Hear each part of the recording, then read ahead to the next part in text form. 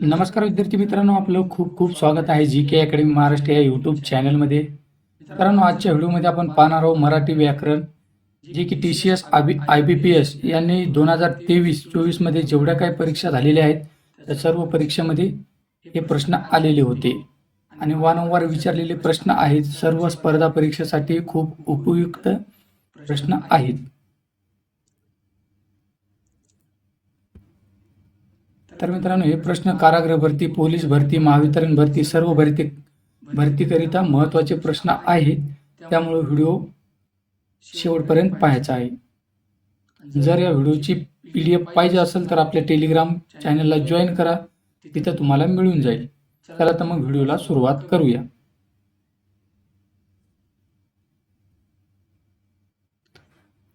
प्रश्न पहिला, दुसऱ्या दिवस वर्तमानपत्र निरंजन स्तुती फोटोसकट छापून आली.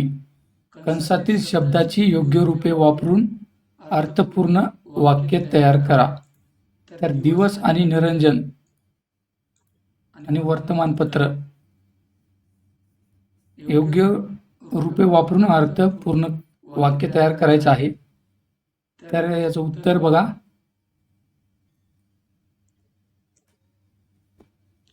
उत्तर आहे, दुसऱ्या दिवशीच्या वर्तमानपत्रात निरंजनची स्तुती फोटोसकट छापून आली.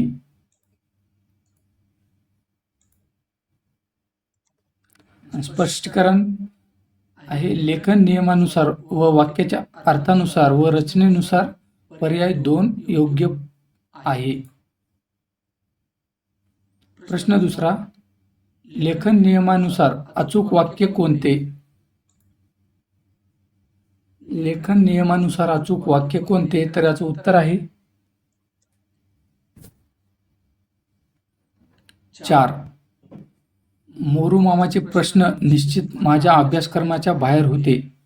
स्पष्टीकरण पहा, लेखन नियमानुसार व वाक्याच्या अर्थानुसार व रचनेनुसार पर्याय 4 योग्य आहे. प्रश्न क्रमांक 3, अबबई केवढं प्रचंड वादळ हे? तर पहा, याचं उत्तर आहे उदाहरणार्थी ऑप्शन क्रमांक 4. स्पष्टीकरण, ज्या वाक्यातून भावना प्रकट करता येते त्याला उदाहरणार्थी वाक्य म्हणतात. वाक्यामध्ये हे चिन्ह असते. प्रश्न 4, खालीलपैकी कोणता पर्याय योग्य आहे? तर पहा, याचं उत्तर आहे विहीर, विहिरी हा पर्याय योग्य आहे. स्पष्टीकरण, योग्य अनेक वचन विहीर, विहिरी बरोबर आहे. प्रश्न 5, बसला, लिहिले, गेला, पडला क्रियापदाची ही रूपे कोणत्या काळातील आहेत? तर सांगा, तुम्हाला माहित असतील तर. तर उत्तर आहे भूतकाळ, भूतकाळातील आहेत. प्रश्न 6, वाक्यातील क्रियापदाच्या रूपावरून विधी म्हणजे कर्तव्य, शक्यता, योग्यता, इच्छा या गोष्टीचा बोध होत असेल तर त्यास कोणते वाक्य म्हणतात?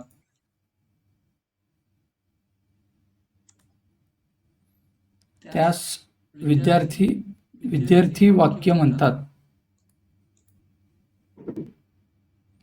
प्रश्न 7, खालीलपैकी कोणती जोडी विरुद्धार्थी नाही?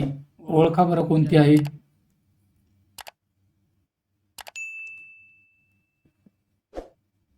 तर पहा, उत्तर ज्ञानी आणि सुज्ञ ही जोडी विरुद्धार्थी नाही. प्रश्न 7, खालीलपैकी चुकीचा पर्याय कोणता आहे? तो काम करतो वर्तमानकाळ, तो काम करील भविष्यकाळ, ती काम करीत असे वर्तमानकाळ, त्याने काम केले भूतकाळ. तर याचं उत्तर आहे मित्रांनो, ती काम करीत असे वर्तमानकाळ. प्रश्न 9, भिंत या नामाचे अनेकवचनी रूप खालीलपैकी कोणते आहे? भिंती, भीती, भिताडे, भिंत. तर याचे योग्य उत्तर आहे मित्रांनो भिंती. प्रश्न 10. खालील वाक्यातील कर्म कोणते आहे? खालील वाक्यातील कर्म कोणते आहे? गवळी धार काढतो, अंकुर सफरचंद खातो. त्याचे योग्य उत्तर आहे धार आणि सफरचंद.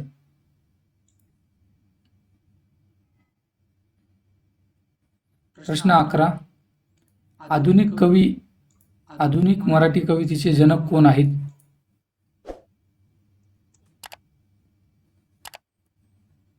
त्याचं उत्तर आहे केशवसूत. वारंवार विचारलेला प्रश्न आहे.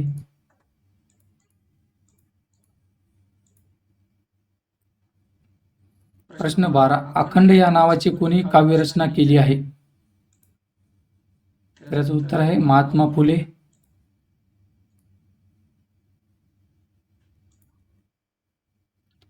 प्रश्न 13. आई वडील 4-5 भाजीपाला या शब्दातील कोणते पद महत्वाचे आहे? दुसरे पद, दोन्ही पदे महत्वाची नाहीत, पहिले पद. तर यापैकी उत्तर आहे दोन्ही पदे.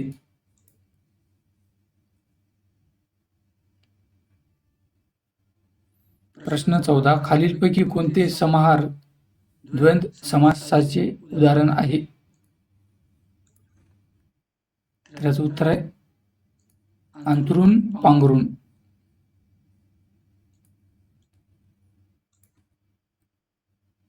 प्रश्न 15. खालीलपैकी कोणता ग्रंथ संत ज्ञानेश्वराचा नाही?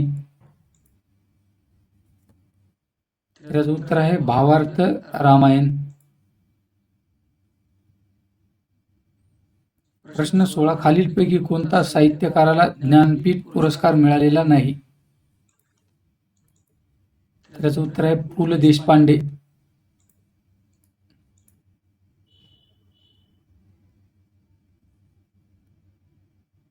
प्रश्न 17. रिकाम्या जागी योग्य शब्द निवडा. प्रयोगात कर्ता नेहमी प्रथमात असतो. त्याचं उत्तर आहे कर्तरी. कर्तरी प्रयोगात कर्ता नेहमी प्रथमच असतो.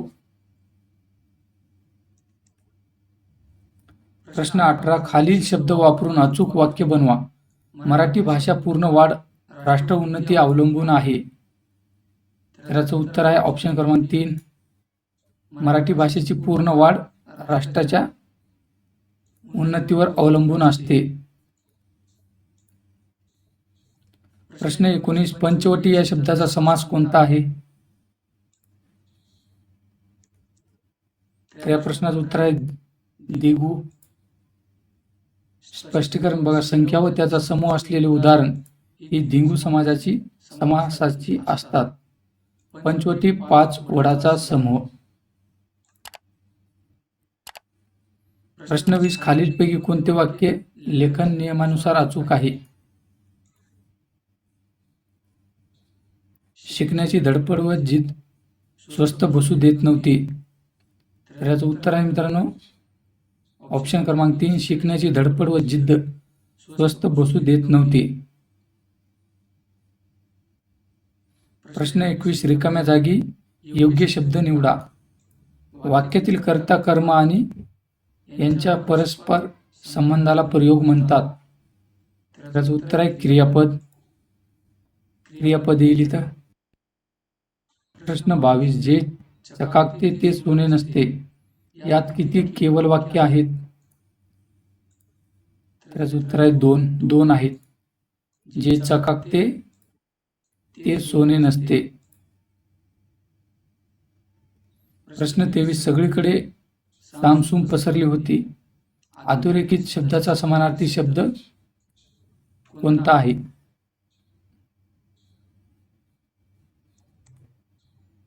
त्याचं उत्तर आहे स्तब्धता.